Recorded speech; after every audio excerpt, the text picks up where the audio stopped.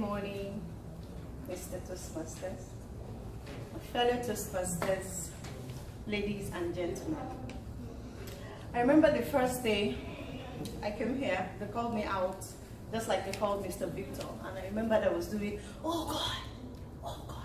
That was the only thing I remember that day. But thank God I'm here, I'm not doing, oh God, oh God. I don't know if I should start my speech like that. But then my name is Princess Kelechi Oghene. I'm the director of G-Mite Fashion Academy, the creative director of G-Mite Couture, and the founder of G-Mite Foundation. The title of my speech today is Woman. Now, I was born in Zamfara State, but I'm from Delta State. I was born into a family of 5, and we're all in Lagos.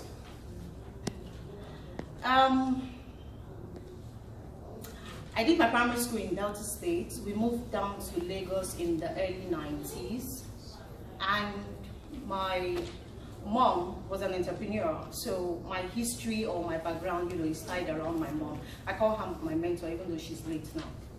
Growing up, my mom made sure that we all acquired skill alongside schooling. So we had like extracurricular activities, after school. And the reason is because you don't have the time for boyfriends, so they actually kept you busy.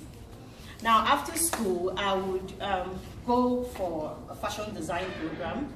And then after that, I think in my secondary school, I went for a computer school, after school. So we were practically just busy, in and out. Now, when I left the house,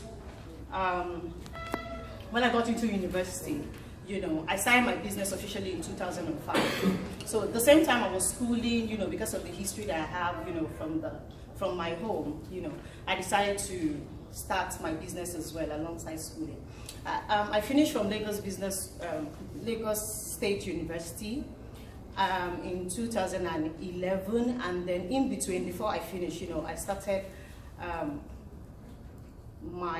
registered my first business in 2005, which was a boutique, and then I used to have my shop at a Jomu shopping complex, and of course the business, got obsessed in the business, and then I decided, to get a bigger shop where I moved to Ikota.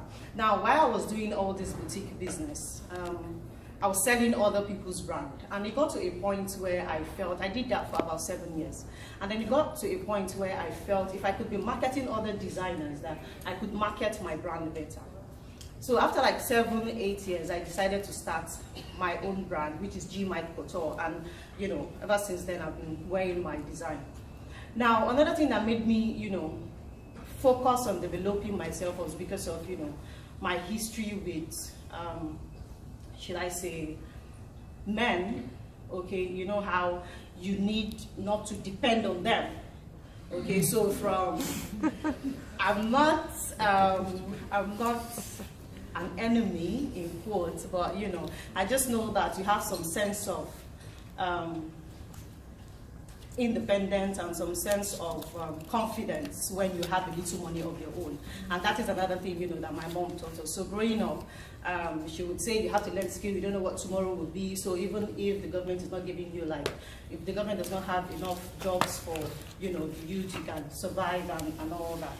So, and then in 2005, like I was saying, I started my brand, and then after that, 2007, 2009 or thereabouts, okay, so I started my couture business, and then after that, we moved to Lekki Phase 1, and that's the business, which is our head office now, and I decided, to start training people for free from the G-Mite Couture, okay, so we like to give back as well, and that was what bettered the G-Mite Fashion Academy.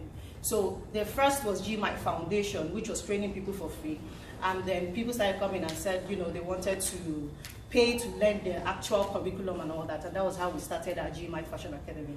And so far, we've been able to train at least over 200 women, which are doing very well now. There's Digo Fashion Academy, there's Casa de la Mor, and more. Like you said, I'm a very active Instagram person, so you should follow so that you see our history based on that. And then, so now I think my greatest achievement this year is the fact that I've been able to train 86 women for free, okay, and we're looking at also training more people in the nearest future. Sometimes every hero, like they say, have a dark cloud.